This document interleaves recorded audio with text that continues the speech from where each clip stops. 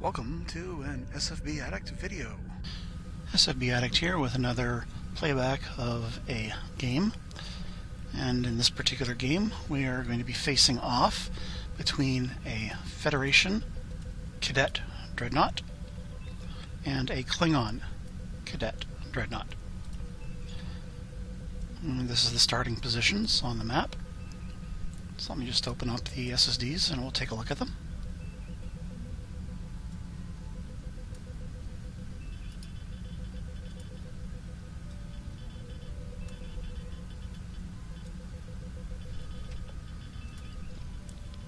So we have on the Federation side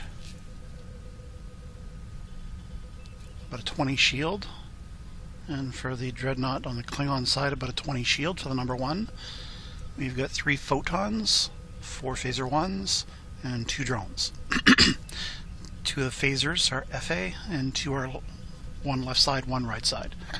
For the Klingon we have 3 disruptors, 2 are FA, 1 is FX. We have 2 phaser 1s, which are FX. We have 2 phaser 1s, 1 is FAL, 1 is FAR.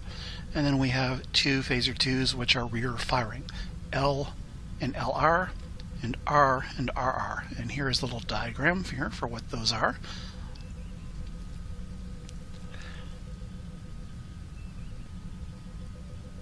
And we have 12 shields for the number 5 and number 3 and number 4. Which is 2 fewer than what the Federation has. And both ships have 3 shuttles. Now the Klingon has a better turn mode, whereas the Federation has a turn mode of 3 at speed 16, the Klingon has a turn mode of 2 at 16. So, fairly balanced ships, but the Klingon does have a distinct edge, although it does have a distinct, although very minor, drawback in its slightly weaker rear shields. Very slightly weaker. So, overall, this is an advantage for the Klingon, but the Federation does have the overload punch of his photon torpedoes, which are 16 points per tube, versus the variable damage of the disruptor, which would be 10 points maximum point blank, usually out to about 6 points at longer range as an overload. Where the photon is a 2-turn arming weapon, the disruptors are firing every turn. And in this battle, the ships are both coming in at weapon status 3, so the Federation is holding his photons as overloads and can be holding 2 shuttles prepared as specialty shuttles, so 2 suicides or 2 wild weasels or 1 of each. Same with the Klingon, he can come in holding 2 shuttles as specialties. And we are not using scatter packs in this particular game. In fact, the set of rules that are being used for this particular game are these ones. So we do have overloaded weapons being used. We are using the Cadet drone types. We are not using tractor beams. We are not using electronic warfare, and we are not using mid-turn speed changes.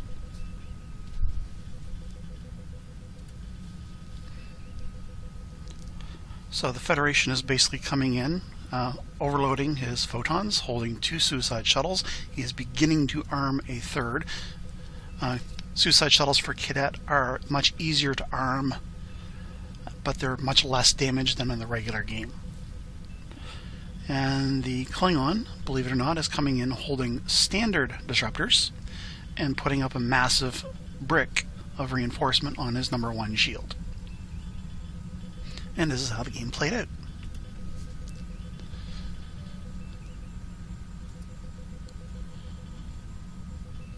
Now I'm not going to be showing the chat because not much really happens in the chat. Okay, so the Klingon comes in speed 10, Federation comes in speed 12.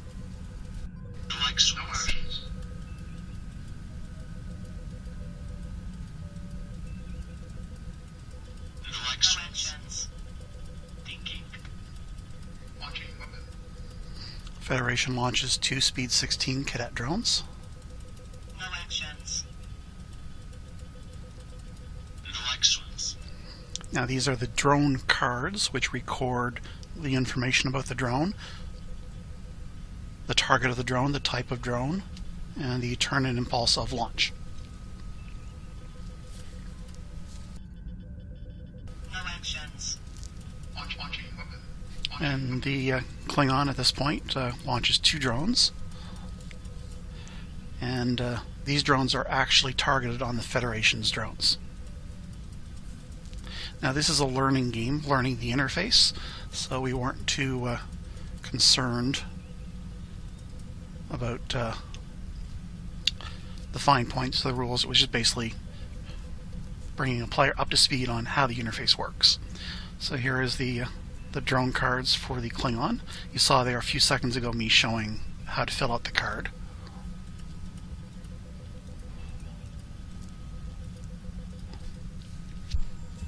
And again, at this point, I'm still showing the player how to fill out the card and how things can be changed on the card. No actions. No actions. No actions. No actions. And here we're still learning the interface for what keys turned the ship versus what moved it forward. And it's a long-time player, but was a little bit rusty on how things moved. In many other games, you can move forward and then rotate, whereas in Starfleet Battles, if you're going to do a turn, you rotate first and then you move forward.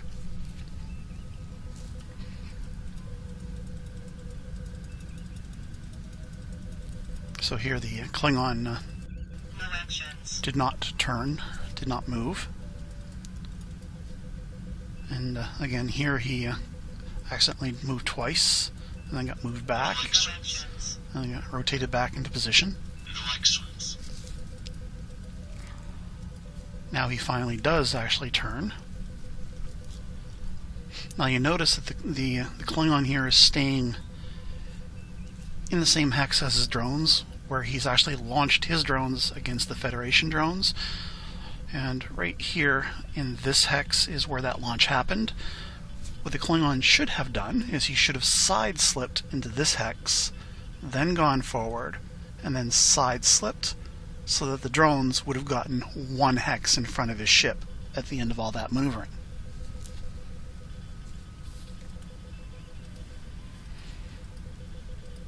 And everything comes down to this impulse right here.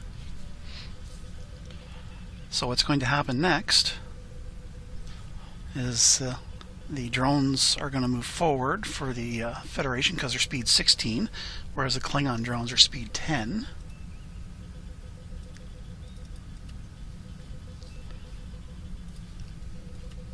And that's on impulse 9. No actions. Okay, so this is impulse 9 after movement. On impulse 10, the Klingon moves, the Federation moves, and the drones move. So the way the turn is processed, ships move first. So if the Klingon were to move into the same hex as the Federation drones, at that point the Federation drone should hit the Klingon, because he's moved into the same hex as the Federation drones, and they immediately detonate, which is what he initially does. No actions. And then we realize that that's what would happen, so the Klingon decides not to do that maneuver and instead move into a hex to the side. So he actually went from this hex, side-slipping up into this hex. Now I am a bit rusty on drones myself, but at this point I do believe that, or at least I thought, the faster speed 16 drones would move into the same hex as the Klingon, and then the Klingon drones would then chase their targets. But on second consideration, we decided that since the slowest moving ships move first, then the faster moving ships move second on the same impulse, the same thing would happen with the drones, so the slow-moving drones would move from this hex into the hex of the faster-moving drones and would impact the drones. And we just went with it. So that's a ruling that we can look up later. But as it was a teaching game, we weren't going to dig out the rulebook and verify the sequence of play in order of preference on that. So that's how we just decided to let that happen. So here the drones kill one another.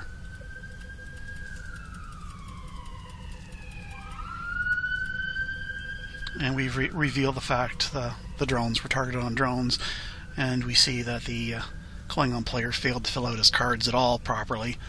And then we go over how that should have happened, although it was pretty much stated by the Klingon player that the drones were targeted on the drones. And here I go through showing how the card should have been filled out. We did not have headsets to talk to one another, so this was all by typing through the chat. If we had headsets, this would have been a lot easier to explain a lot faster.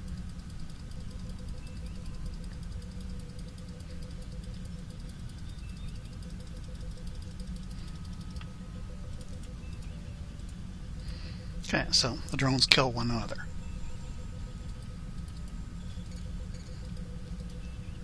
No actions. Shuttle bay operations. So on Impulse 11, Federation launches a shuttle, and it is going to be a suicide.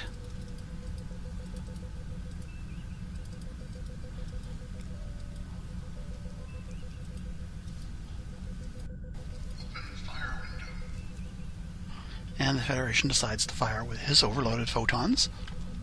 And the reason for that is that photons that are overloaded cannot be fired, or I should say, standard photons cannot be fired at range 0 or 1. They have to fire at range 2. Overloaded photons can be fired at range 0 to 1, but they give feedback damage. So the Federation decides not to take the feedback damage and fire at this range with rolls of 1 to 5. And he also fires 2 phaser 1s, his left side and his right side phaser 1s.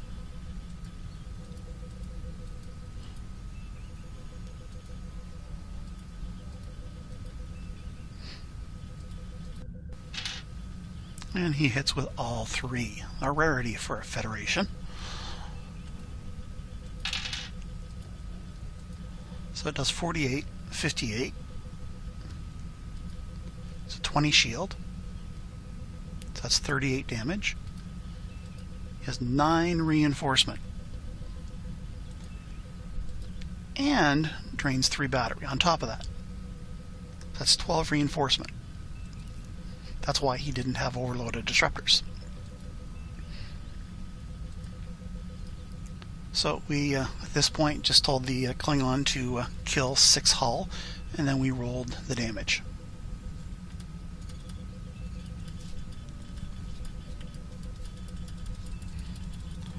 And he's just using the SSD for applying damage for the first time here. So he played with the shields a bit and started applying damage.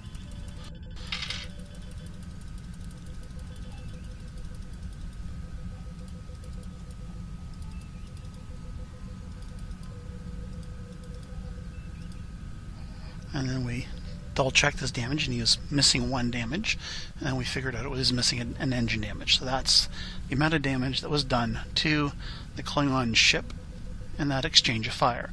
Now you'll notice that there are 2 shuttles and a drone destroyed. So in that roll of 30-something internals,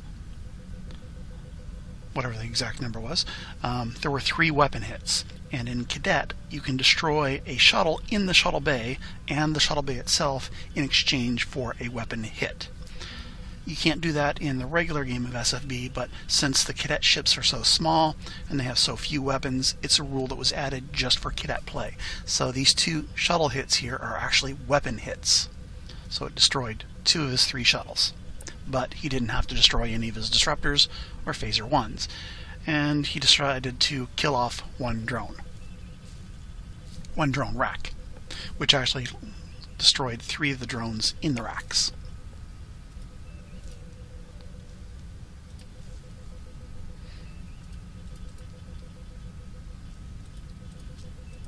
So the Klingon here went forward. Now you notice that his turn mode is here, and he's got a turn mode of 2 at the speed. So he's gone forward and he's side-slipped. So instead of going forward, he could have turned away.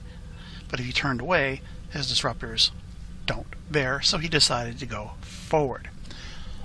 But the shuttle launched by the Federation is a suicide shuttle, and Cadet suicide shuttles do 6 damage. And the Speed 4 shuttle, and it was labeled as Speed 4, move. And it was just revealed as being a suicide. Does 6 damage more to the Federation. Or sorry, does 6 more to the Klingon. And it's hitting a down shield.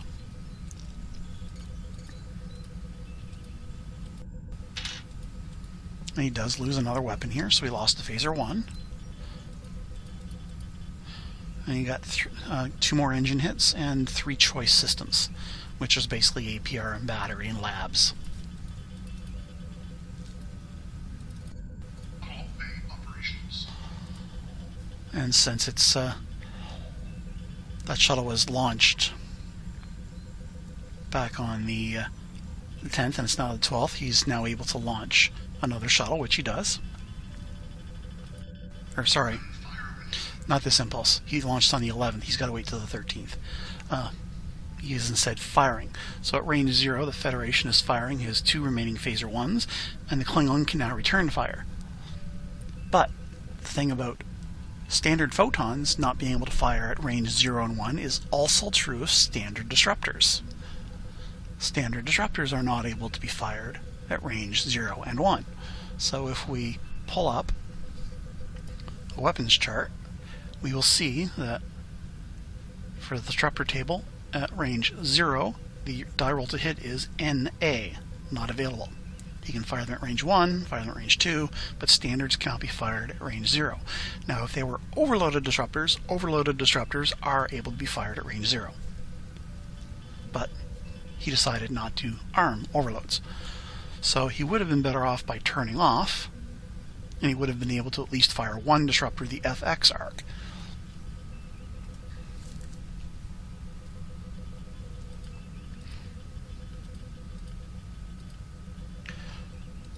So he tried to fire 3 standard disruptors and 1 Phaser 1. But then realized the disruptors are standards and can't fire at point blank. The Federation rolls a 5 and a 6 for his 2 Phaser 1s, doing 9 damage. And the Klingon does 8 damage to the Federation.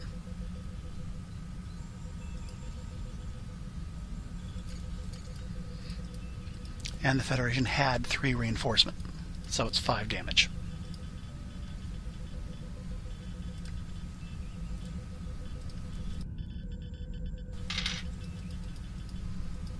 Four engine hits and 4 choices of systems.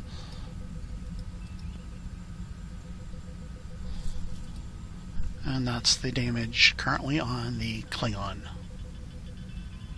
So he's lost 2 disruptors at this point.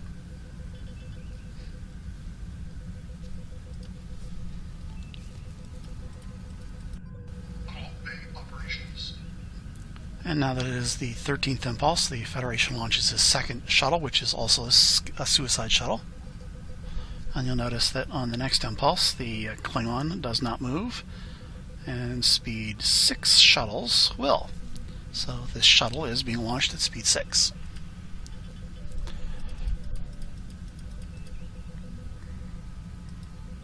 And the Klingon fires 2 Phaser 2s. And he's so excited to fire something that he actually forgets to designate what he is firing the 2 Phaser 2s at, but then after rolling them, states that it was firing at the ship.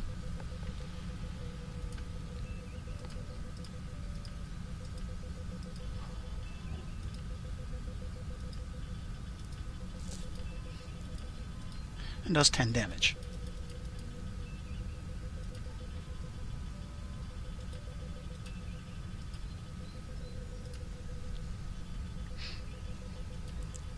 The next impulse is called. Shuttles move. Federation ship moves at speed 12.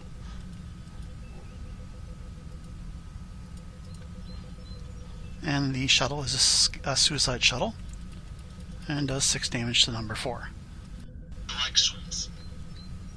No actions. At this point, everybody's pretty much out of weapons. No action. No actions. No action. No actions. That's the end of the turn. And at this point, the Klingon has literally not much power left. So he's got 6, 7, 8 warp and 1 impulse.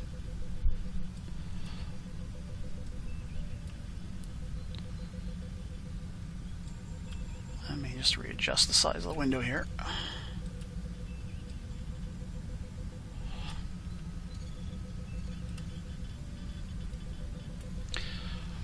So with 8 warp, or 7.5 warp, he can go speed 5, and 1 impulse, he can go speed 9. Or sorry, not speed 9, he can go speed 6. So 7.5 warp, 1 impulse, gets him up to speed 6. And the Federation at this point, with no weapon damage and no engine damage, can completely fly circles around the Klingon. And what the Klingon wants to do this turn is he wants to disengage from battle. So his maximum speed isn't very fast. The Federation can literally fly around and get off of his down shield again, and can probably dump 3 phaser 1s into the Klingon, maybe a drone, but that's not going to be enough to blow up the Klingon, most likely. It could come close, but probably not enough. So at this point, we just called the game where the Klingon would disengage. Now this again was an old player that hadn't played in a really long time, was just learning the interface, and kind of forgot about standard disruptors not being able to fire point blank. He armed standards and basically closed point blank with his opponent instead of staying at long range. But basically it was to blow off the rust, get used to the game, get used to the rules again, and learn the interface.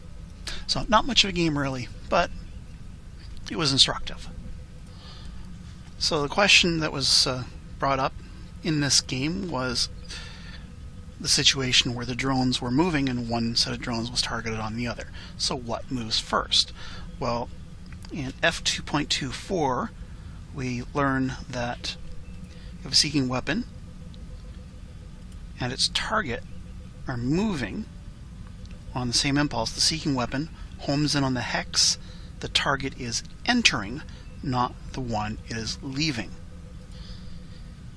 And if a target enters a seeking weapon's hex, the seeking weapon does not move, but is assumed to have hit.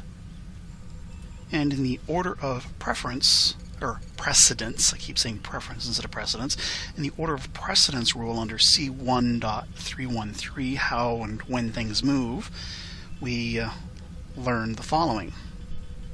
Weapons known to be targeted on other seeking weapons move after their targets have moved, even if the intercepting seeking weapon is slower than the one it is targeted on.